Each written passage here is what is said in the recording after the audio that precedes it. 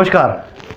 सन 1947 से ही लगातार भारत और पाकिस्तान के बीच शतरंज की एक अंतहीन बिसात बिछी हुई है, किंतु लगता है अब यह खेल एक निर्णायक मोड़ पर आ गया है।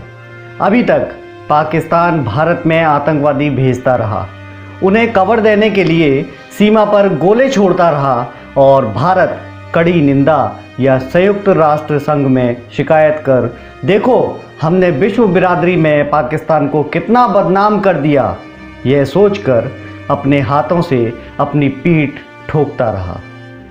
लेकिन इस बार पहली बार भारत ने पाकिस्तानी सीज फायर उल्लंघन के जवाब में उसे सीधी चेतावनी दी है। पाकिस्तानी अधिकृत कश्मीर से तुम हरकतें कर रहे हो, वह हमारा इलाका है, खाली करो उसे। अब आगे क्या होगा यह तो समय बताएगा, लेकिन भारत के प्रबुद्ध समाज को भूतकाल के आईने से कुछ बातें समझकर सत्ता पर दबाव बनाना चाहिए ताकि वह अपना वर्तमान रुख ना बदले। पाकिस्तान वस्तुतः एक अप्राकृतिक राज्य है। 1947 में जब यह निर्णय लिया गया कि ब्रिटिश भारत को दो उपनिवेश भारत और पाकिस्तान में विभाजित किया जाएगा, तब कलात के खान मीर अहमद यार खान ने वायसराय लॉर्ड माउंटबेटन के सम्मुख आपत्ति की और बताया कि ब्रिटिश भारत और बलूचिस्तान के बीच 1837 में हुए समझौते के अनुसार बलूचिस्तान तो एक स्वतंत्र देश है। उसके बाद 5 लोगों की मीटिंग हुई, जिसमें एक ओर से मोहम्मद अली जिन्ना, लियाकत अली खान थे, तो दूसरी ओर से कलात के खान और उनके सलाहकार सुल्तान अहमद खान थे और लॉर्ड माउंटबेटन मध्यस्थ थे। बैठक के एजेंडे में केवल 2 विकल्प रखे गए थे। एक तो यह कि यदि बलूचिस्तान चाहे तो पाकिस्तान के साथ जुड़ सकता है, अथवा चाहे तो अफगानिस्तान के साथ अपना समझौता जारी रख सकता है। लेकिन कलात के खान को दोनों ही विकल्प मंजूर नहीं थे। उनका कहना था कि बलूचिस्तान एक स्वतंत्र राज्य होना चाहिए। आपको जानकर हैरत होगी कि अंततः 11 अगस्त 1947 को ब्रिटिश ने बलूचिस्तान पर कलात के खान का नियंत्रण स्वीकार कर लिया और खान ने तुरंत बलूचिस्तान की स्वतंत्रता की घोषणा भी कर दी।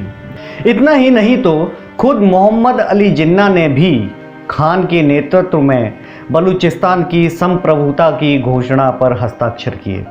12 अगस्त 1947 को न्यूयॉर्क टाइम्स ने रिपोर्ट छापी कि समझौते के तहत पाकिस्तान ने एक स्वतंत्र संप्रभु राज्य के रूप में बलूचिस्तान को मान्यता दी।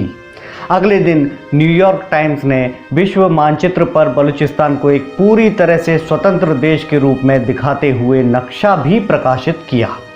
कितनी विचित्र बात है कि भारत स्वतंत्र हुआ 15 अगस्त को, पाकिस्तान बना 14 अगस्त को, किंतु जो बलूचिस्तान 11 अगस्त को बन चुका था वह आज अस्तित्व में ही नहीं है।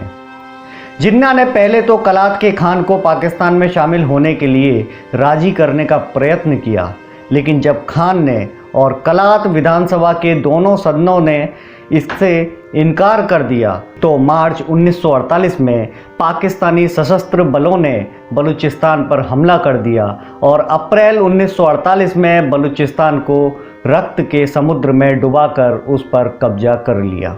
मित्रों, आप समझ ही गए होंगे कि केवल पाकिस्तान अधिकृत कश्मीर ही नहीं, बलूचिस्तान पर भी पाकिस्तान अवैध कब्जा किए हुए है। बलूच ही क्यों, पख्तून भी लगातार पाकिस्तानी हुक्मरानों का कहर झेलते रहे हैं। 12 अगस्त 1948 को पाकिस्तानी सेना ने बाबरा चरसद्दा में शांतिपूर्ण जुलूस पर बेरहमी से गोलियां बरसाकर महिलाओं और बच्चों सहित लगभग 700 पख्तूनों को मार दिया और हजारों को घायल किया। इस प्रकार पाकिस्तानी अत्याचारों को साथ साथ झेलते बलूच और पख्तूनों को भारत से भी शिकायत रही है।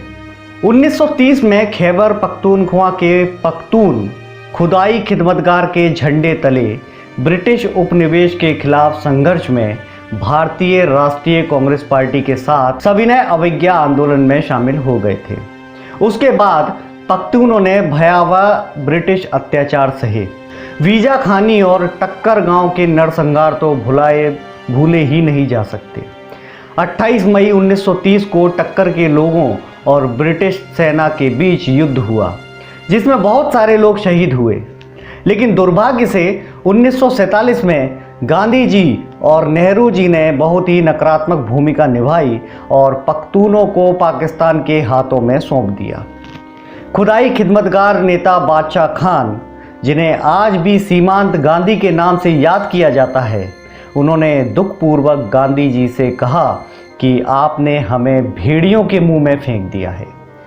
आज हालत ये है कि अगर कोई भी बलूच या पख्तून पाकिस्तान से आज़ादी की मांग उठाता है, वह मारा जाता है। पाकिस्तान के 80% सैन्य प्रतिष्ठान और सिविल सर्विसेज पर पंजाबी ही काबिज है।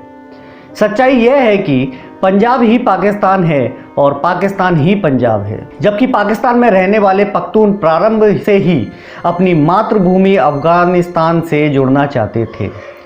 पाकिस्तान के पास अपने लोगों को देने के लिए आतंकवाद को छोड़कर कुछ भी नहीं है, इसलिए भारत की खिलाफत ही उनका तुरुप का इक्का है। पिछले 70 साल से पाकिस्तान के लिए भारत दुश्मन नंबर 1 है, और अब जबकि पाकिस्तान की अफगानिस्तान नीति पूरी तरह फेल हो चुकी है, तो अब भारत के साथ साथ अफगानिस्तान भी उसका दुश्मन है। ये नकली राज्य पाकिस्तान घरेलू और अंतर्राष्ट्रीय आतंकवाद का प्रमुख केंद्र है और अंतर्राष्ट्रीय समुदाय के लिए स्थायी सिरदर्द है। पाक अधिकृत कश्मीर में आतंकवादियों, उग्रवादियों, कट्टरपंथी और अतिवादी तत्वों को प्रशिक्षित किया जाता रहा है और पाकिस्तानी सेना व ISI उसका वित्त पोषण करती रही है।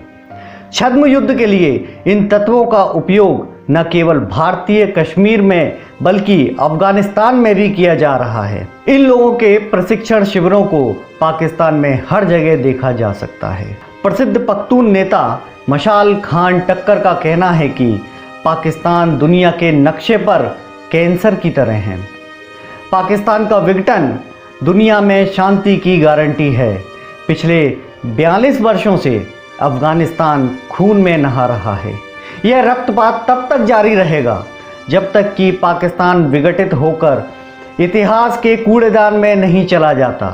यह इतिहास बताने का आशय महज इतना ही है कि अगर सचमुच भारत सैन्य अभियान शुरू करता है तो बारूद के ढेर पर बैठा पाकिस्तान 4 टुकड़े हो सकता है और हम भारतीय सुकून की सांस ले सकते हैं। हमारा एक स्थायी शत्रु जो अपने आप को फन्ने का समझकर जब तब फुफकारता रहता है, केंचुआ बनकर जमींदोज हो सकता है। बस एक बार हिम्मत तो कर लें, भारत नव इतिहास रचेगा, खुद के खोदे गड्ढे में गिर नक्शे पर से पाक मिटेगा।